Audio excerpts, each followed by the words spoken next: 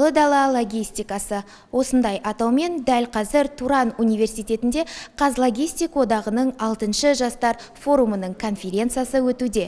Форумның басты мақсаты болашақ логист мамандарын осы саланың жетістіктерімен таныстырып, тәжірибемен бөлісу. Форумның ұлы дала логистикасы деп аталуы тегіннен емес. Бұл біздің тарихымызбен тығыз байланысты ұғым. Көшпенді ата-бабамыздың ұлы даланы мекен етіп, қорғау мақсатындағы тактикалары мен стратегиялары бүгінгі логистика қызметінің айқын көрінісі. Оның даму процесі осылайша жүйелене бастаған болатын. Қазіргі таңда ол қарқынды дамып келе жатқан салалардың бірі. Оған дәлел бір аптаға созылған тұғырлы Туран университетіндегі Қазлогистик жастар форумы болмақ. Бүгін форумның 3-ші күні университетіміздегі ұлттық логистикалық сертификаттау орталығының ашылу салтанатымен басталды.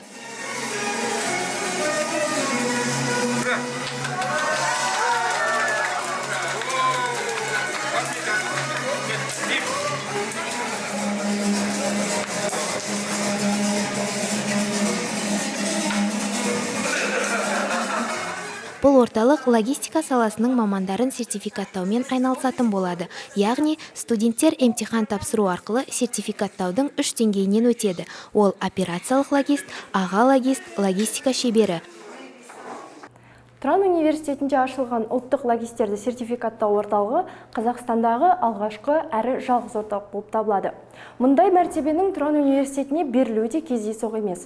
Университетіміз білім беру нарығында инновациялық кәсіпкерлік бағытта жұмыс істейді. Туран университеті аумағында мұндай орталықтың ашылуы оқытушылардың біліктілігі мен кәсіби шеберлігінің мойындалғанын дәлелдейді.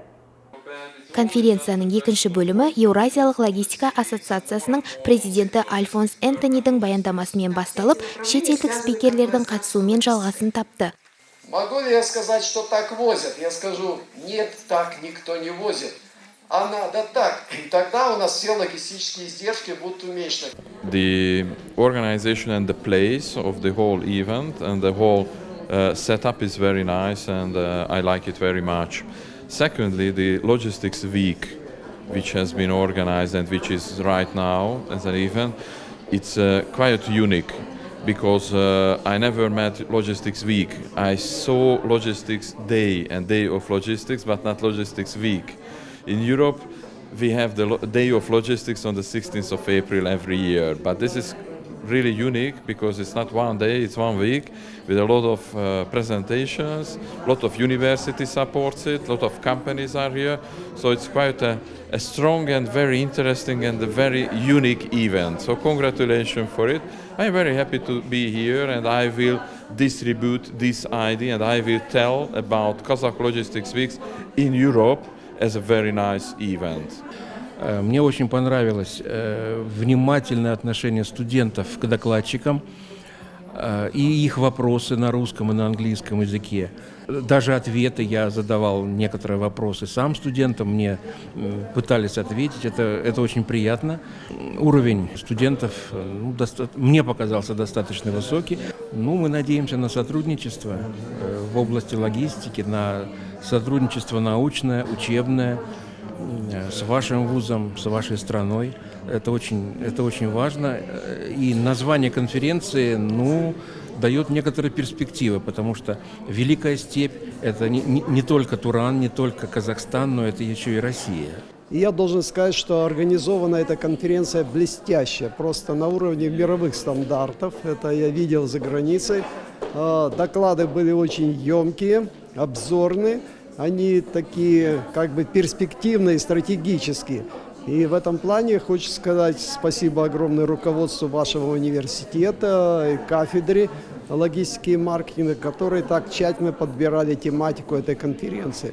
Все было очень актуально, и я думаю, сейчас начинаются у нас контакты с участниками конференции, разговоры, и мы придумаем новые будущие ходы для развития логистики в Казахстане вместе с Россией. Все было прекрасно.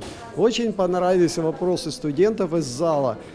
Я бы так сказал, они показали высокий уровень подготовки студентов. по сложности вопросов. Біздің студенттер үшін өте маңызды болып табылады деп ойлаймын. Бүгінгі таңда біздің студенттеріміз саланың практикалық қызметкерлерінен және жетекші шетелдік және қазақстандық ғалым мамандарының қосымша білім алып жатыр.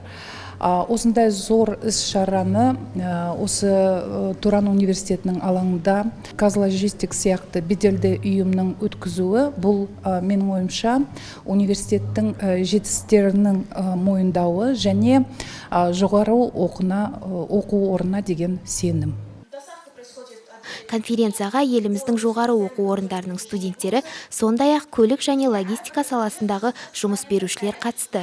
Іс-шарада Туран университетінің студенттері баяндама жасап қана қоймай, осы сала бойынша көптеген сұрақтарға жауап ала алды. Сейчас логистика очень сильно, с каждым годом востребована все больше и больше, и поэтому также востребованы и исследования, и также все эти знания, они очень пригодятся будущим специалистам, нашим студентам. Вот лично мне, как первокурснику, очень интересно, допустим, узнать многие данные в предоставленных докладах. Бұл жерде менде осындай бір тақырыпты ұсынған болатын, Қазақстан Республикасындағы көлік логистикасын дамуына кедергі келтіретін проблемалар деген. Және осы докладты жазу барысында осы ғылым докторларының және профессорлардың кеңестері бойынша тағы да түзетулер енгізу керек деп ойлаймын. Және бұл жерде логистиканы қалай тиімді дамытуға болады, Қазақстанда қандай проблемалар бар, оны шешу жолдары, тенденциялар, перспективалар секілді көптеген қызықты тақырыптар естідім. Маған бүгінгі конференция өте қатты ұнады, себебі логистика туралы неше түрлі ақпараттар білдім, өзіме керектісін ойыма сақтап алдым. Және де бұндай конференциялар алдағы уақытта көп өтеді деген ойдамын, себебі бұндай конференциялар бізге көптеген пайдасын тигізеді деген ойдамын. Ұлы дала логистикасы ғылыми тәжірибелік конференциясы жас логистер үшін де, мамандар үшін де аса маңызды әрі пайдалы іс-шара болды.